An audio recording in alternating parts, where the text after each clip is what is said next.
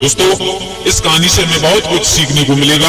तो आ जाओ, ज्यादा समय बर्बाद न करते हुए गौर करते हैं कि किसी खेत में एक टिटहरी का जोड़ा रहता था। टिटहरी तो आप लोग जानते ही होंगे। टिटहरी का जोड़ा रहता था।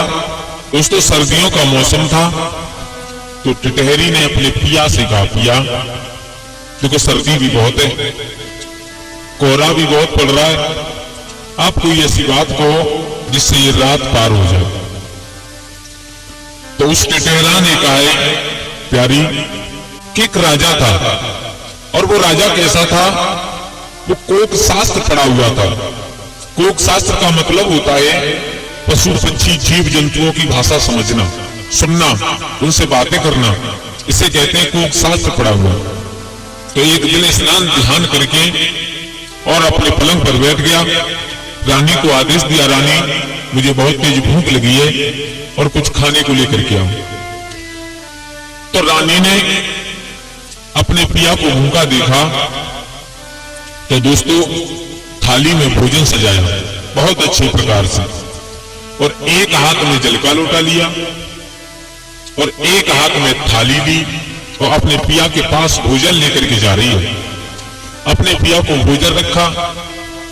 महाराज ने भगवान का भोग लगाया और भोग लगाने के बाद जैसे ही उस भोजन को खाने के लिए तैयार हुए, रानी तो वहां से चली गई।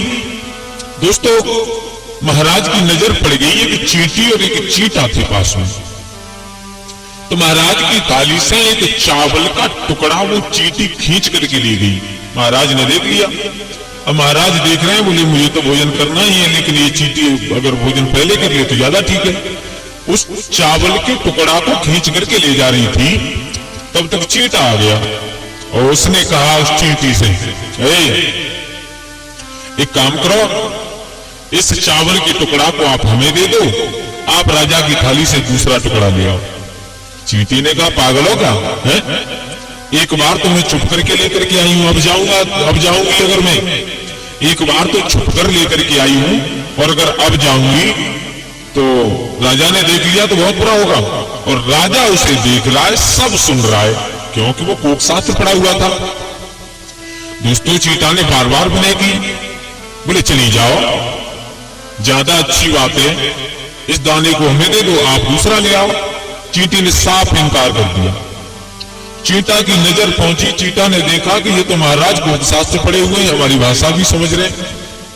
और दोस्तों, चींटा ने कहा, चींटी तूने मुझे दाना तो दिया नहीं, लेकिन तूने मेरी आज बेइज्जती और कर दी। ये राजा बैठा हुआ ये सोच रहा होगा कि इस चींटी ने और चींटा की बात नहीं मानी और ना तो भोजन दिया और उसकी बेइज्जती और कर दी।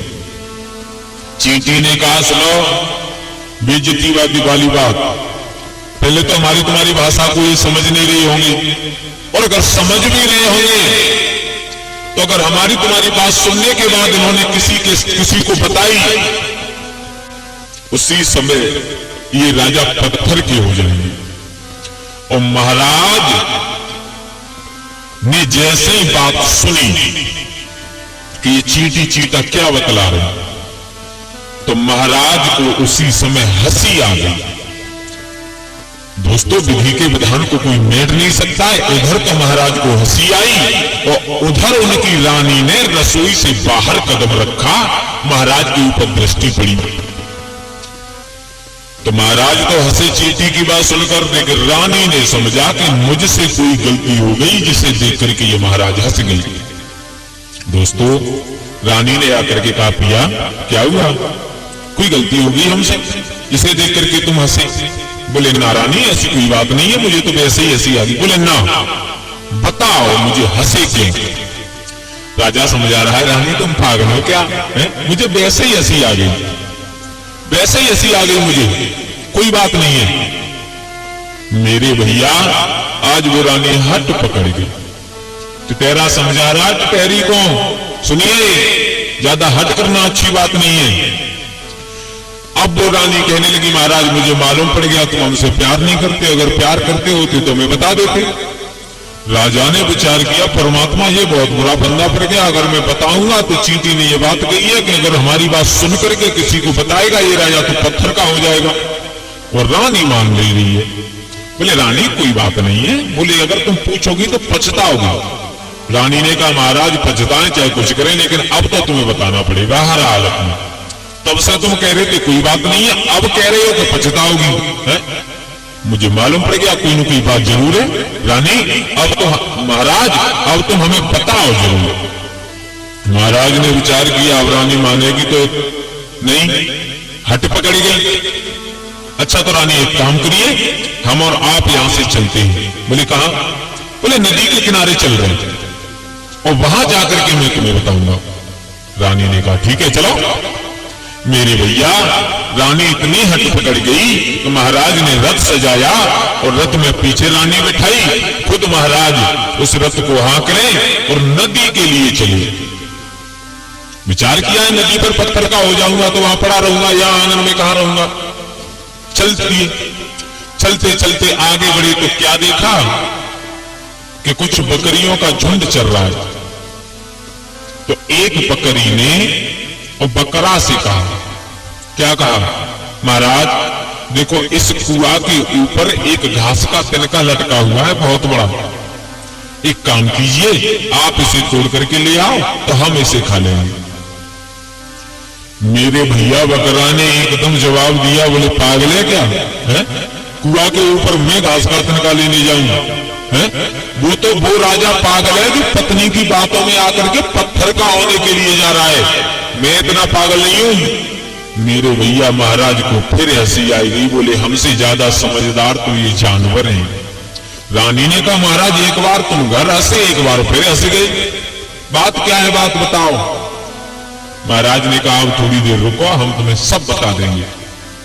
मेरे भैया जैसे ही नदी के किनारे पहुंचे, नदी के किनारे जाकर के महाराज रथ से उतर करके जल में खड़े हो गए। महारानी ने कहा महाराज अब तो बताओ। राजा ने कहा रानी अब भी मान जाओ, मत पूछो बाद में पछताओगी। बोले कुछ भी हो बताओ। तो आज महाराज ने जैसे कहानी बताना प्रारंभ किया उस चींटी और चीता की, मेरे भैया थोड़ी सी कहानी बढ़ी, महाराज घुटनों तक पत्थर के हो गए। बोले रानी में पत्थर का हो गया, अब तो मान जाओ। बोले महाराज अब थोड़ी सी और बताओ। मेरे भैया यहां तक हुआ कि धीरे धीरे महाराज ने जैसे ही पूरी कहानी बताई, महाराज का पूरा शरीर पत्थर का हो गया। क्या हुआ? केवल रानी ने हट की। दोस्तों हमें कभी भी हट नहीं करनी चाहिए किसी भी चीज के लिए। अगर आप हट करोगे परिवार में कलेश होगी, और परिवार में कलेश होगी वहां पर कुमत पैदा होगी, और जहां पर कुमत पैदा हो जाएगी वहां पर कभी संपत्ति नहीं आ सकती है। हमारे विद्वान लोग कहते हैं, कितनी सुंदर बात कहते हैं कि जहां सुमत तहां संपत्ति नाना, और जहां कुमत तहां विपत्ति निधाना। जहां पर परिवार में सुमत हुआ करती है वहां पर अपने आप लक्ष्मी जी का वास होता है, अपने आप धन की वृद्धि होती है। और जहां पर परिवार में कुमत होती है, कलेश होती है, परिवार एकत्रित नहीं रहता, वहां से अपने आप धन किनारा करने लगता है। तो दोस्तों हमें कभी भी हट नहीं करनी चाहिए।